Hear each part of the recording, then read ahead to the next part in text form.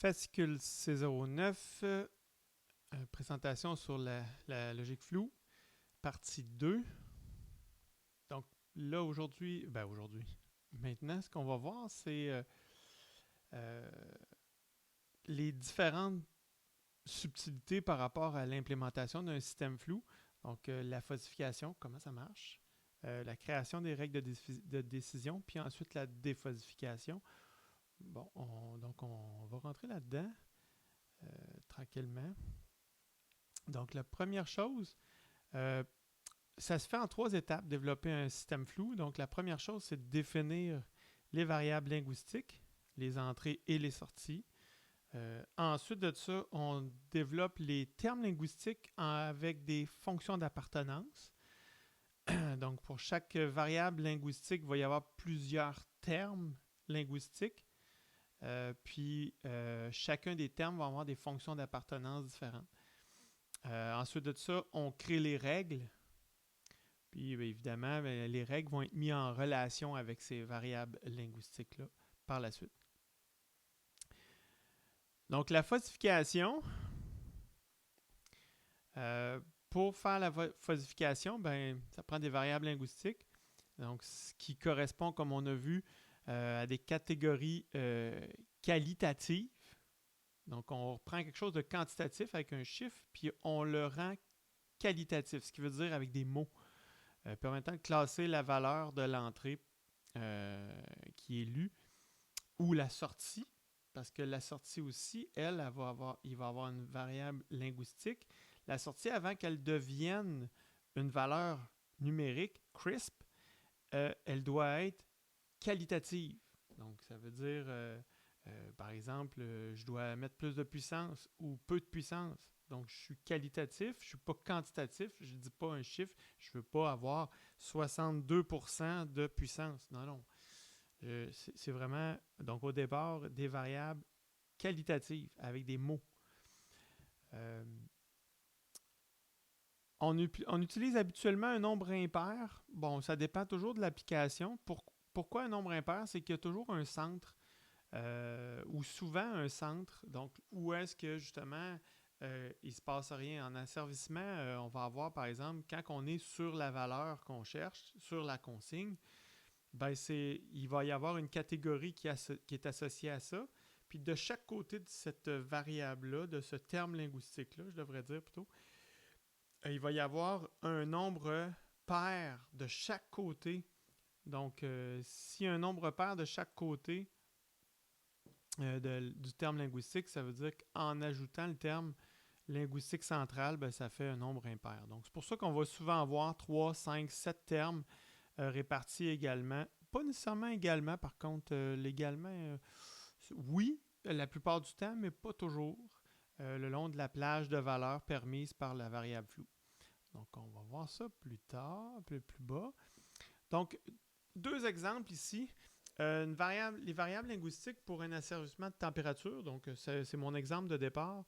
Je pourrais avoir une variable température lue, puis la consigne, puis je pourrais avoir aussi la commande de sortie vers l'actuateur ou voyons, je vais-tu le dire, l'élément chauffant. Je pourrais avoir aussi un autre exemple d'application de logique floue, ça pourrait être de classer des couleurs. Donc la variable pour la détection de couleurs, ça serait par exemple sortir la couleur lue en fonction des valeurs que j'ai. Donc je pourrais avoir par exemple, je pourrais même avoir 3 variables d'entrée, le bleu, le rouge puis le vert. Puis décider par la suite, trouver la couleur reconnue en fonction de ça. Donc ça pourrait être une façon de faire. Puis j'ajuste simplement mes paramètres de mes fonctions d'appartenance par la suite pour que ça fonctionne. Les types de fonctions d'appartenance qu'on va voir sont pas mal en ordre d'importance. Donc la plus souvent, c'est la triangulaire, ou on l'appelle aussi A-shape, donc la forme en A. Vous avez aussi la forme en pi ou la forme trapézoïdale. Habituellement, on l'appelle trapézoïdale. Vous avez aussi le singleton, donc c'est une droite à un point précis. Ça, c'est plus souvent utilisé dans les sorties. lorsqu'on a des sorties qui sont booléennes, ça peut arriver, ou des valeurs qui sont très très précises. On ne veut pas avoir des valeurs intermédiaires. On va utiliser des singletons. Le sigmoïde, donc le sigmoïde puis le gaussien, ça se ressemble beaucoup. Je dirais que habituellement, là, avec les deux premières, là, on fonctionne. Puis même mettons avec les trois premières, on fonctionne très bien. Là. C'est dans des cas où est-ce qu'on veut un petit peu plus de smoothness en anglais, donc de lissage, on va pouvoir utiliser les sigmoïdes et gaussiennes là, qui vont nous aider.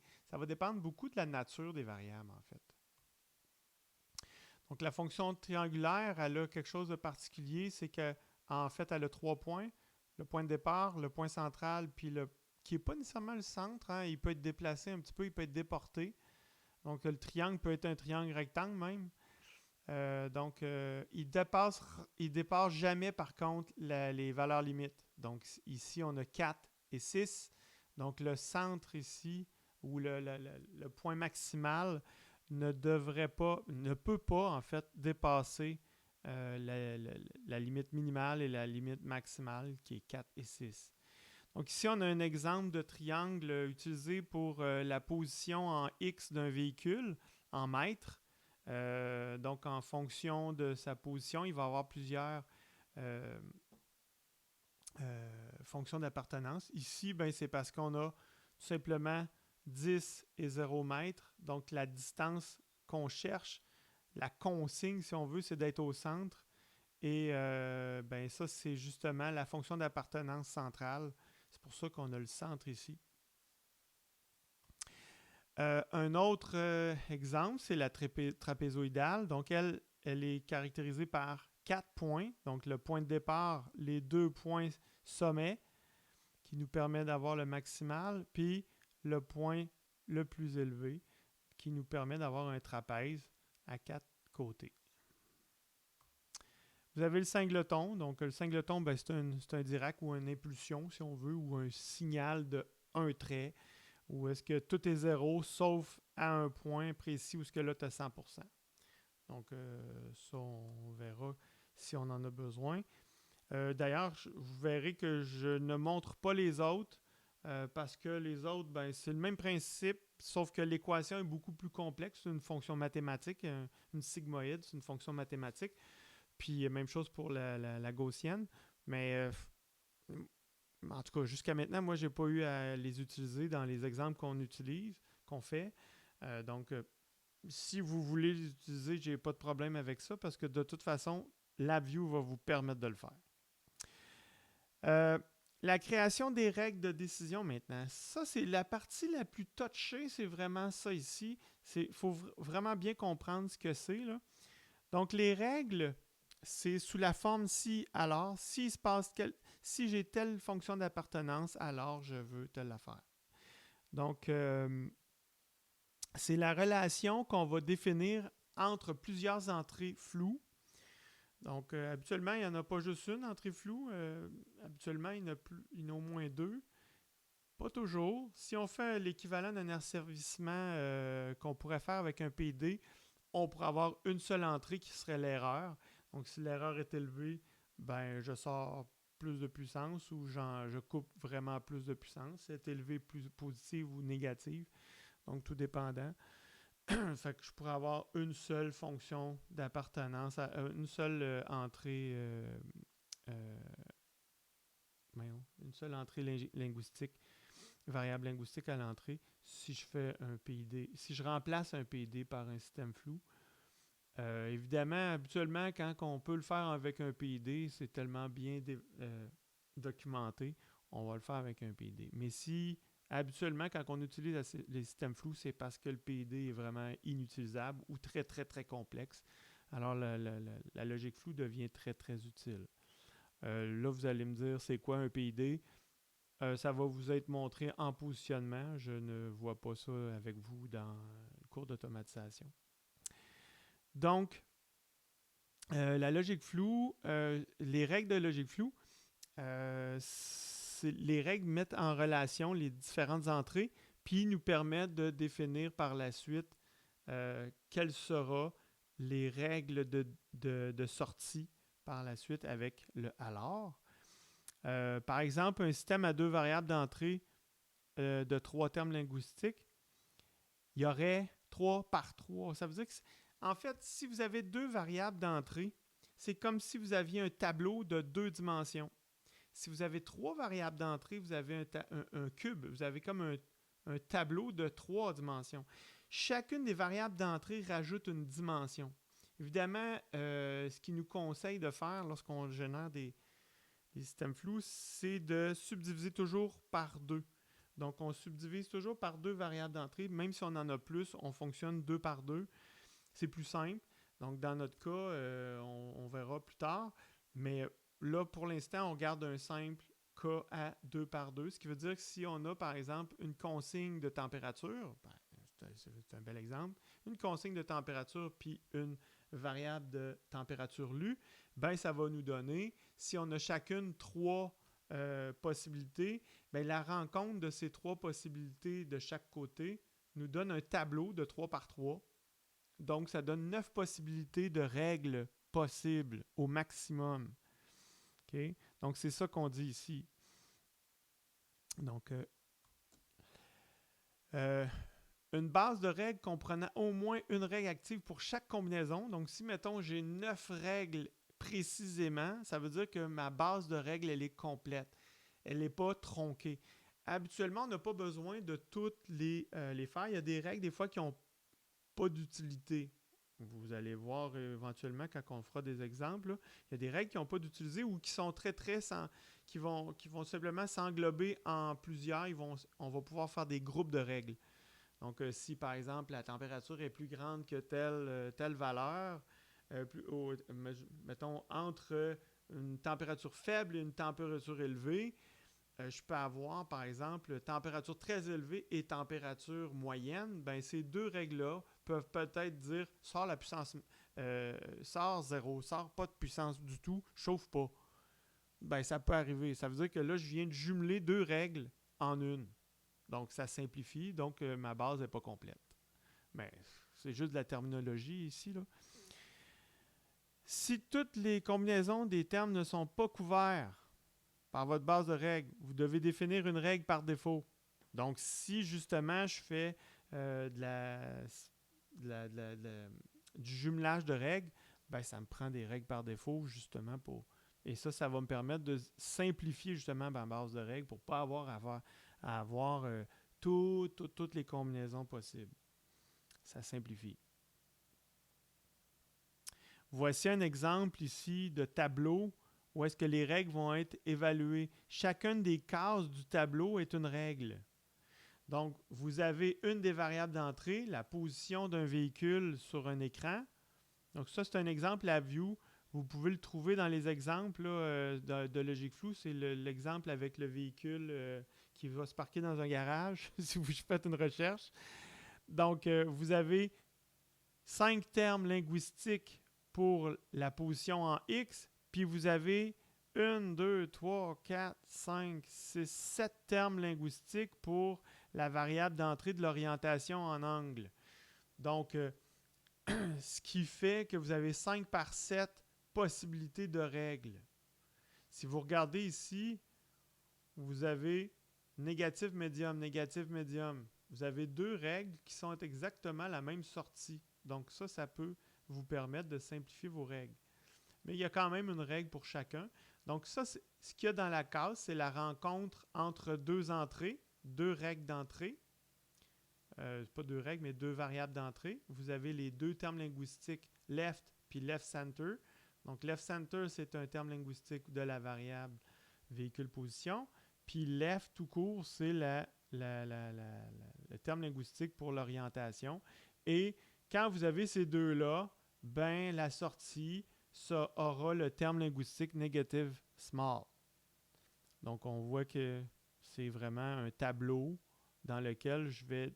Puis chacune de ces cases-là est une règle, en fait.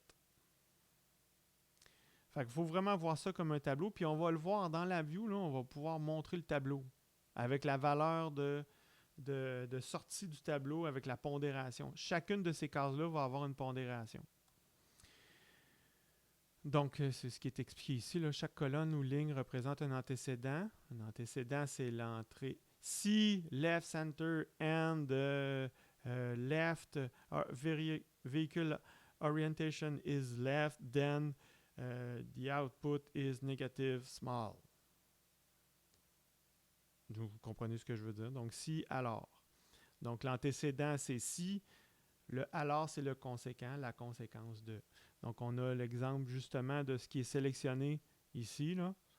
Donc, on voit très bien qu'est-ce que ça donne comme règle. C'est écrit en mots. Ça va être écrit en mots comme ça dans la view aussi. Vous avez plusieurs possibilités de combinaison dans vos règles d'entrée. On peut faire un « et ». Et là, il y a plusieurs sortes. Comme ce n'est pas des valeurs booléennes, ce sont des valeurs numériques, on va faire des « et » particuliers. En tout cas, eux, ils appellent, ça, c'est National Instruments qui appelle ça comme ça, mais c'est pas mal standard aussi. Donc, on va faire un « et » minimum ou un « et » produit. On peut faire aussi un « ou » maximum ou un « ou » probabiliste. C'est 4 possibilités de choix de combinaison entre deux entrées. Donc, c'est tout simplement un menu déroulant, là, vous allez pouvoir choisir. En fait, un « et » minimum, c'est pas mal tout le temps ça qu'on utilise, mais parfois, il faut aller choisir d'autres choses. En fait, vous pouvez les essayer, puis vous pouvez changer à la volée, puis essayer de voir comment ça se comporte. Donc, un « et » minimum, ça veut dire que vous prenez les deux pondérations des deux entrées, puis vous sortez le minimum des deux. Ou on peut faire l'inverse, on prend entre les deux, on fait le produit. En fait, je vais aller plus loin, on l'explique ici. Donc, le « et » minimum, c'est utilise uniquement le degré d'appartenance le plus faible des antécédents, donc entre les deux variables d'entrée, alors que le « and » produit multiplie les pondérations des antécédents associés. Donc, ça dépend de comment vous voulez que ça se comporte. Ça va juste changer vos ajustements. Évidemment, des fois, ça répond mieux avec un produit plutôt qu'un minimum. Puis si vous faites un « ou » maximum, ben là, c'est l'inverse. Vous choisissez l'antécédent qui donne le maximum de pondération plutôt que le minimum. Puis c'est ça que vous sortez comme pondération pour la case. Puis vous avez la relation OR probabiliste, donc il utilise l'équation de probabilité. Donc c'est une équation mathématique qui va vous donner une autre valeur numérique pour chaque case.